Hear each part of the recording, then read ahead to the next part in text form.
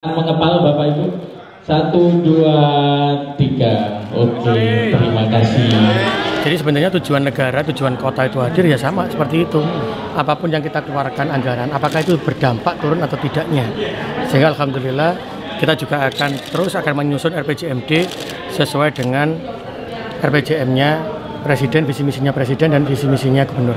Tidak pernah di Surabaya ini membuka diri untuk menyampaikan ke seluruh warganya, saja ini kampung sing banjir piro sih. Karena saya tidak ingin lagi pemerintah itu punya program harus dikerjakan oleh masyarakat. Tapi bagaimana pemerintah itu berdampingan dengan masyarakat. Sehingga kita minta semuanya dan muncul kan banjirnya nanggone kampung itu 9,8 triliun. Setelah itu untuk mengerjakan JLLB, JLLT itu 9,3 triliun. Kesehatannya Bobda untuk yang kita gratiskan yang untuk SD SMP itu 2, sekian triliun. Ketika kita mengatakan kemiskinan, tidak mungkin yang miskin, yang tidak miskin kita bantu. Tapi ingat loh, mereka ini masih dalam masuk keluarga pramiskin. Keluarga pramiskin tidak bisa dihindarkan.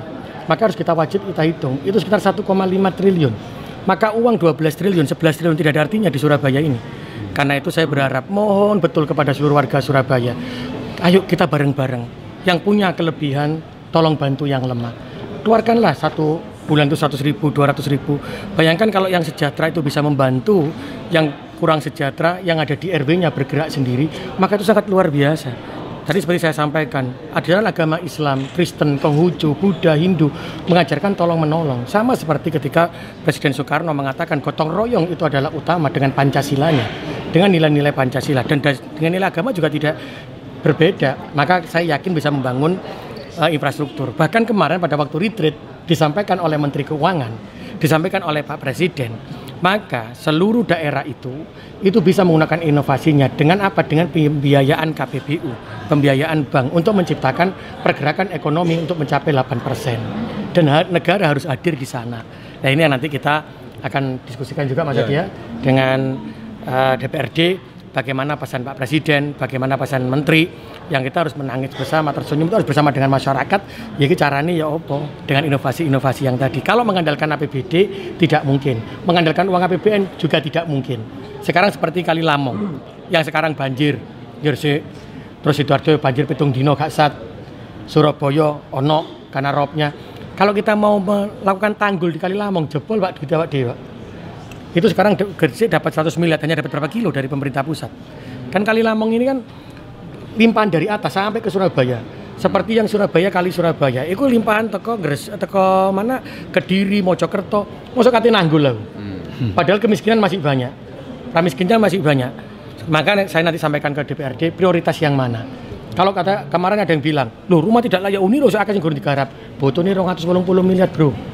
Tak gawe koyo iku kabeh, kayak rumah tidak layak huni, sekolah ini gak melaku.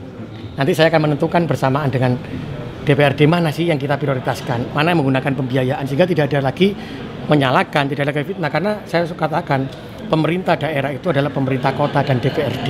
Ketika ini penurunannya berhasil, kemiskinan, status stunting, itu tidak hanya kerjanya pemerintah kota, tapi kerjanya yang luar biasa dari DPRD. Kalau kita terus bergerak bersama, kita bisa menentukan prioritas bersama, maka kesejahteraan rakyat itu akan muncul. Pak, dalam penanganan banjir sendiri berapa lama bisa menuntaskan banjir di Surabaya? Tadi saya katakan ini butuh 9,8 triliun.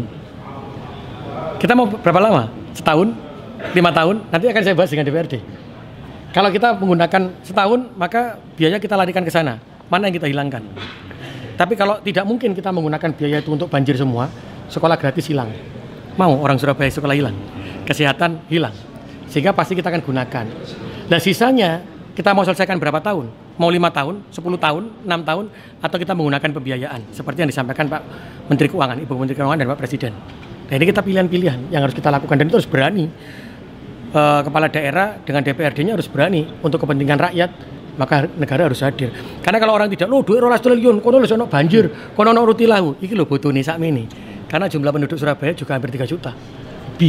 Bayangin yang membutuhkan banyak-banyak anggaran, dan kita tidak pernah, karena kita dianggap fiskalnya kuat, bantuan kudu tidik, diakane ya tidik, gini ya tidik, karena kita dianggap fiskal yang kuat. Maka disitulah kita harus pandai untuk melakukan inovasi seperti yang disampaikan Bu Menteri. Apakah kita menggunakan pembiayaan KPBU, pembiayaan bank yang semuanya sama. Kalau KPBU langsung dengan investor yang dibayarnya per tahun, atau dengan bank, ya itu silakan.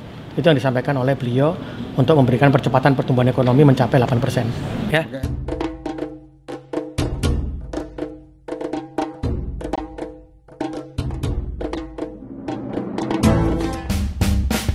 Satu hari kerja tidak ada prioritas ya, karena kita ini lanjut setiap hari. Contoh, saya punya RPJM membangun diversi Gunung Sari, Banyu Urip sampai Gresik, itu sampai tahun 2026. Ternyata saya sampai 2024 lah, sing rong tahun ini kan gak bisa dikerjakan, berarti kan ini prioritas saya berarti.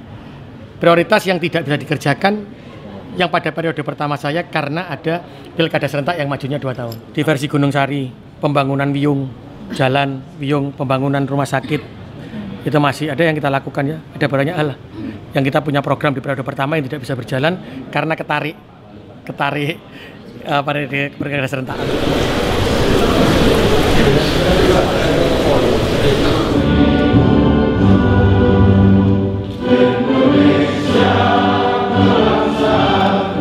Wali Kota Surabaya dipersilakan. Bisa dilakukan sendiri. Perjuangan hanya bersama dilakukan dengan visi dan misi yang sama untuk kepentingan rakyat, untuk kepentingan masyarakat, maka semuanya akan bisa terwujud. 3,5 tahun tidak mudah merangkai program untuk semua kegiatan. Selama periode tersebut kita sudah membangun banyak hal.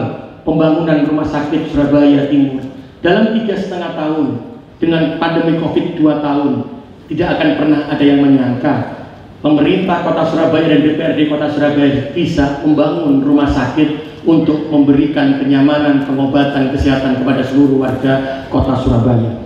Pekerjaan belum selesai. Amanah rakyat Surabaya harus kita sambut dengan kerja keras. Kami terus berkomitmen. Saya dengan Cak Armuji terus akan menjalankan program kerakyatan yang menjamin kesetaraan warga Kota Surabaya dalam mengakses pembangunan dengan hasil-hasilnya, terutama untuk mencapai prioritas pembangunan seperti 7 prioritas pembangunan Kota Surabaya yang selaras dengan asta-cita Presiden dan Nawabakti Satya Gubernur Jawa Timur.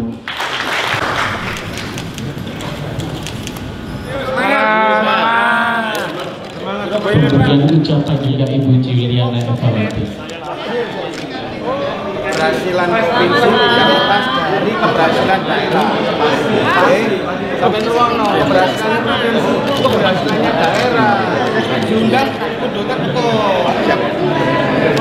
Ada beberapa anggota DPRD untuk yang menunggu. Kami bisa berhubungan ini Pak. Oh no, banjir kami untuk Disilakan kepada ibu-ibu anggota DPRD Sri Kandi, DPRD Kota Surabaya.